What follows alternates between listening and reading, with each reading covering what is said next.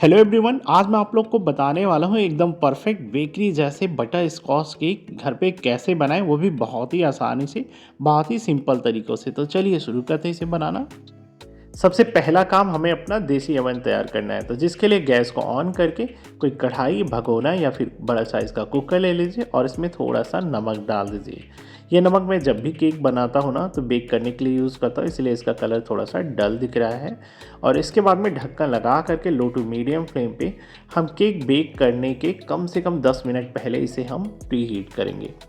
दूसरा काम हमारा अपना केक टिन को तैयार करना है। तो केक टिन के बेस पे बिछाने के लिए हमें चाहिए बटर पेपर। बटर पेपर को हम कैसे तैयार करेंगे चलिए देखते हैं। पहले हम इसको हाफ फोल्ड करेंगे, अगेन हाफ फोल्ड करेंगे। अब जो इसका कॉर्नर का पोर्शन दिख रहा है ना, यहाँ से हम फोल्ड करके इसे एक कोन का शेप दे देंगे। अब इस कोन के टिप को हम केक टिन के बिल्कुल सेंटर में रखेंगे और जो कोन का बाहरी पोर्शन है वो केक टिन के शेप के अकॉर्डिंग इसे कट कर लेंगे, तो हमारा मिल जाएगा परफेक्ट केक टिन के साइज़ का ये बेस पे बिछाने के लिए बटर पेपर। सपोज़ करिए अगर आपके पास में बटर पेपर नहीं है तो केक टिन को पहले बेस को हल्का सा ग्रीस करिए, फिर सूखा मैदा डस्ट करिए तो भी काम हो जाएगा। अब सबसे पहले हमें केक टिन के बेस को ग्रीस करना है, इसके बाद में हम बटर पेपर लगाएंगे। बटर पेपर रखने के बाद में हम बटर पेपर को ऊपर से भी ग्रीस कर देंगे और साथ ही साथ इसके साइड साइड में भी हम ग्रीस करेंगे। तो लीजिए हमारा तैयार हो गया केक टिन।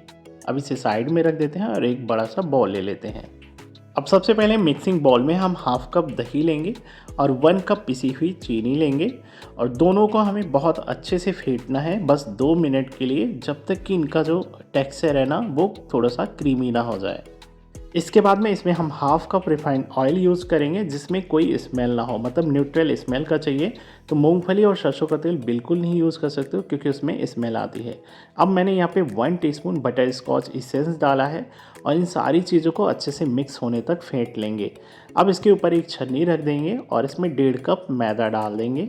फिर 1 टीस्पून इसमें डाल देंगे हम बेकिंग पाउडर और half tea spoon baking soda और 1 पिंच नमक डाल देंगे। इन सारी चीज़ों को हम अच्छे से छान लेंगे और इसके बाद में पहले हम इसे हल्का सा मिक्स कर लेते हैं। और अब मैंने यहाँ पे 2/3 कप दूध लिया है, बिल्कुल नॉर्मल, ना तो ठंडा है ना तो ये गर्म है। दूध को एक साथ नहीं मिक्स करेंगे, नहीं तो लम्स पड़ जाएगा। थोड़ा थोड़ा डालते जाएंगे और मिक्स करते जाएंगे। और एक चीज़ और मैं यहाँ पे डालना चाह रहा हूँ वो है मिल्क पाउडर। तो मैं यहाँ पे 2 टेबल स्पून मिल्क पाउडर डाल रहा हूँ।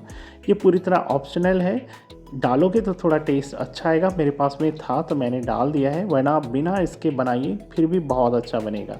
तो बस दूध को हम थोड़ा थोड़ा डालते जाएंगे और धीरे धीरे हल्के हाथों से इसे मिक्स करते जाएंगे, कट एंड फोल्ड मेथड से। बहुत विग्रेसली नहीं मिक्स करेंगे, नहीं तो हमारा जो केक है ना वो दब जाएगा, मतलब टाइट टाइट सा बनेगा। तो लास्ट में मैंने पूरा दूध डाल दिया है। अगर आपको लास्ट में लगे कि थोड़े से इसमें लम्स हैं तो आप विस्कर का यूज़ कर सकते हो, बट बहुत स्पीड से आपको नहीं विस्क करना है, इसे मिक्स नहीं करना है। एक ही डायरेक्शन में इसे चलाते हुए आपको अच्छे से मिक्स कर लेना है। तो लीजिए फाइनली प्रिपेयर हो गया है। ये देखिए इसकी कंसिस्टेंसी ना बिल्कुल इस तरह से रिबन जैसी बननी चाहिए। तो ये परफेक्ट है, वैसे जो रेशियो हमने बताया ना तो आप उतना डालेंगे तो आप बिल्कुल परफेक्ट बनेगा। अब फटाफट इस मिक्सचर को ना केक टिन में ट्रांसफ़र कर दीजिए और इसके बाद में आप केक टिन को 2 से 3 बार हल्का सा टैप कर लीजिए ताकि जो भी अंदर में गैपिंग हो एयर बबल्स की वजह से वो सेट हो जाए। अब आप भगोने से ढक्कन को हटाइए और अंदर में एक स्टैंड रख दीजिए। स्टैंड नहीं है तो आप किसी प्लेट को उल्टा करके रख दीजिए और आराम से केक टिन को अंदर में रखिए। फिर ढक्कन लगा करके स्टार्टिंग के 5 मिनट आप मीडियम टू हाई फ्लेम पे गर्म करिए। 5 मिनट बाद में फ्लेम को लो टू मीडियम पे कर दीजिए और इसे कम से कम 40 से 45 मिनट तक बेक होने दीजिए। आप 30 मिनट के पहले ढक्कन बिल्कुल मत हटाइएगा, नहीं तो केक जो है आपका वो दब जाएगा। तो चलिए 40 से 45 मिनट तक इसे बेक होने देते हैं। जब तक केक हमारा बेक हो रहा है हम बाकी की तैयारियां कर लेते हैं। सबसे पहले हम प्रलीन बनाते हैं, तो जिसके लिए गैस को ऑन करके एक पैन रखेंगे। पैन में 2/3 कप चीनी डाल देंगे और चीनी को इस तरह से हम पैन में फैला देंगे। इसके बाद में फ्लेम को रखेंगे लो से थोड़ा सा ज़्यादा, लो टू मीडियम पे सेट कर देंगे और चीनी को पहले हम स्टार्टिंग में हल्का सा मेल्ट होने देंगे। चीनी जैसे मेल्ट होना स्टार्ट हो जाए आप गैस के फ्लेम को लो पे कर दीजिए और इसे कंटिन्यू चलाते रहिए जब तक कि चीनी ना कम्प्लीटली मेल्ट ना हो जाए। चीनी जैसे ही कम्प्लीटली मेल्ट हो जाता है आप इसमें 1 टेबल स्पून यानी 1 क्यूब्स बटर के डाल दीजिए और पहले बटर को पूरी तरह से मेल्ट हो जाने दीजिए। बटर जैसे पूरी तरह मेल्ट हो जाता है, आप इसमें हाफ कप बारीक कटे हुए बादाम डाल दीजिए, या फिर चाहो तो आप अकेले मेरी तरह केवल बादाम डाल सकते हो, या फिर आप बादाम और काजू को आधा आधा करके भी डाल सकते हो। अब जब तक बादाम अच्छे से मिक्स नहीं हो जाता तब तक ही आप गैस को ऑन कर रखिए, और जैसे बादाम अच्छे से मिक्स हो जाता है आप गैस को ऑफ कर दीजिए, और इस मिक्सचर को फटाफट आपको प्लेट में निकालना है। पर प्लेट को पहले आप हल्का सा ग्रीस कर लीजिए, उसके बाद में मिक्सचर को आप प्लेट के ऊपर डाल दीजिए, और ऊपर डालने के बाद में आप इसे स्प्रेड कर दीजिए और इसे छोड़ दीजिए जब तक ये पूरी तरह से ठंडा नहीं हो जाता है। लगभग 10 से 12 मिनट का टाइम लग जाएगा। 10 से 12 मिनट बाद में ये कम्प्लीटली ठंडा हो जाएगा। अब दूसरा काम, हमें बटर स्कॉच सॉस बनाना है। तो सबसे पहले गैस को ऑन करके पैन रखेंगे और हाफ कप इसमें चीनी डालेंगे। चीनी को पहले पैन में हम स्प्रेड करेंगे, और स्टार्टिंग में हम फ्लेम को लो टू मीडियम पे रखेंगे। जैसे चीनी मेल्ट होना स्टार्ट हो जाए फ्लेम को हम लो पे कर देंगे और चीनी को पूरी तरह से मेल्ट हो जाने देंगे। चीनी जैसे ही पूरी तरह मेल्ट हो जाती है, इसमें हम 1/4 कप बटर डालेंगे। लगभग 4 से 5 क्यूब्स हम बटर डाल देंगे, और बटर को अच्छी तरह से हम पहले मेल्ट हो जाने देंगे। देखिए बटर अच्छे से मेल्ट हो चुका है। अब इसमें हम half cup cooking cream use करेंगे, जिसे फ्रेश क्रीम बोलते हैं, जो अमूल की आती है ना, जिसे हम कुकिंग में यूज़ करते हैं पनीर वगैरह बनाने में। तो वही क्रीम मैंने लिया है। इसको डालने के बाद में पहले इसे अच्छे से हम मिक्स कर लेंगे। सारी चीज़ों को मिक्स करने के बाद में लास्ट में 5 से 6 ड्रॉप बटर स्कॉच इसेंस डालेंगे, और फ्लेम को लो पे रखेंगे। लो फ्लेम पे ही हम 30 से 40 सेकंड के लिए सॉस को हम अच्छे से मिक्स कर लेंगे। इसके बाद में गैस को बंद करेंगे और हम इसे उतार करके साइड में रख देंगे। सॉस रेडी हो गया है। चलिए प्रेलिन भी रेडी कर लेते हैं। तो देखिए एकदम बिल्कुल कड़क सा तैयार हो गया है ना। आप इसे बादाम की चिक्की भी यूज़ कर सकते हो, सेम यही प्रोसेस होता है बनाने का। अब इसे आप छोटे छोटे टुकड़ों में तोड़ लीजिए जितना हो सके। इसके बाद में इसे आप किसी बटर पेपर पे ट्रांसफ़र कर लीजिए या पॉलीथीन शीट पे ट्रांसफ़र कर लीजिए और इसमें लपेट लीजिए। अब किसी भारी बर्तन या किसी भी सामान से या फिर बेलन से आप इसको तोड़िए, मतलब इसके ऊपर बेलन से पीटिए ताकि इसकी छोटे छोटे टुकड़ों में ये टूट जाए। तो लीजिए हमारी परफेक्ट प्रेलिन बन करके तैयार हो गई है। अब आप इसे साइड में रख लीजिए।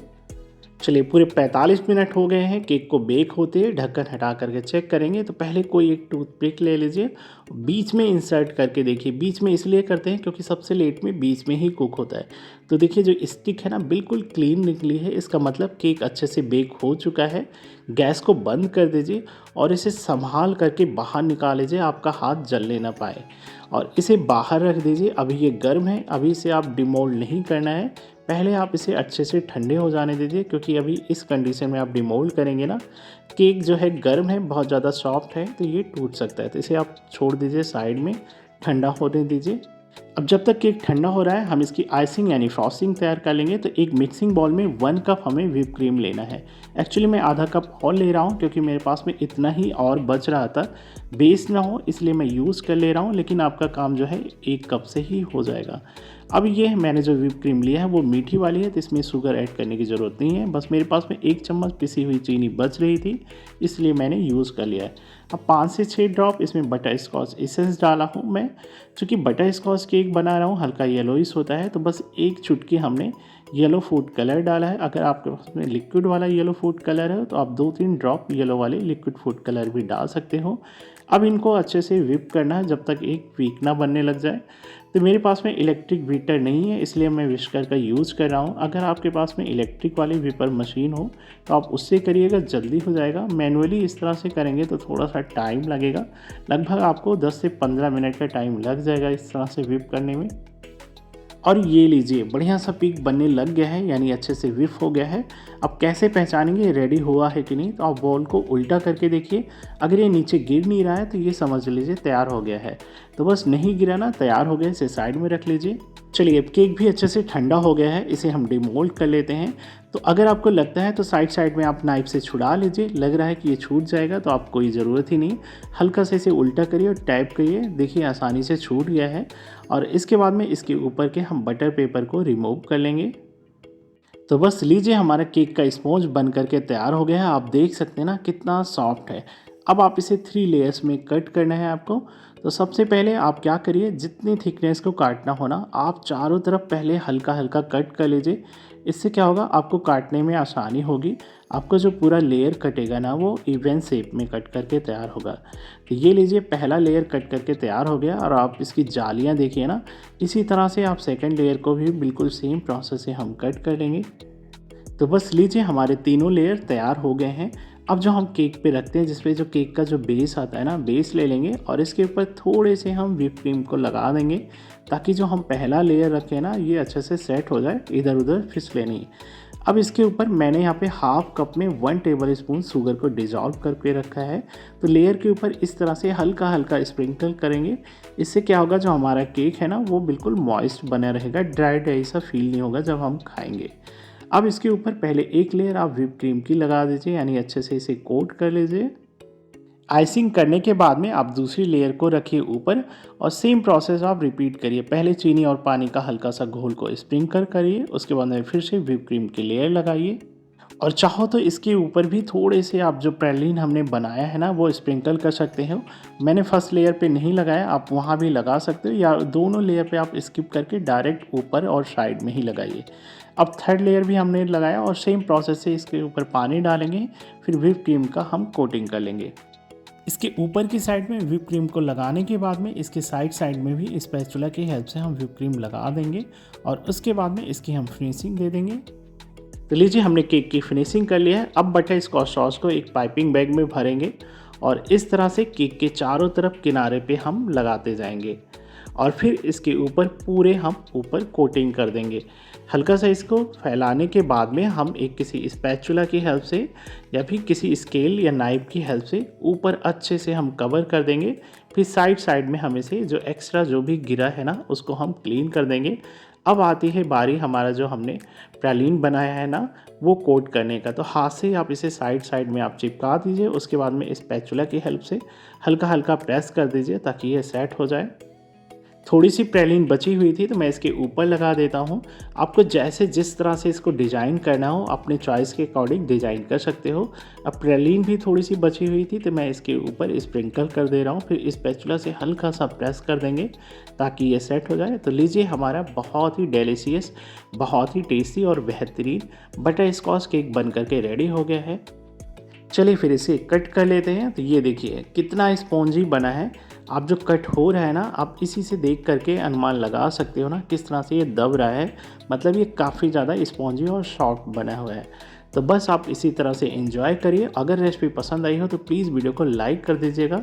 चैनल पे फर्स्ट टाइम आए हैं तो चैनल को सब्सक्राइब कर लीजिएगा। मिलते हैं एक नई वीडियो में एक नई रेसिपी के साथ में, तब तक के लिए बाय बाय।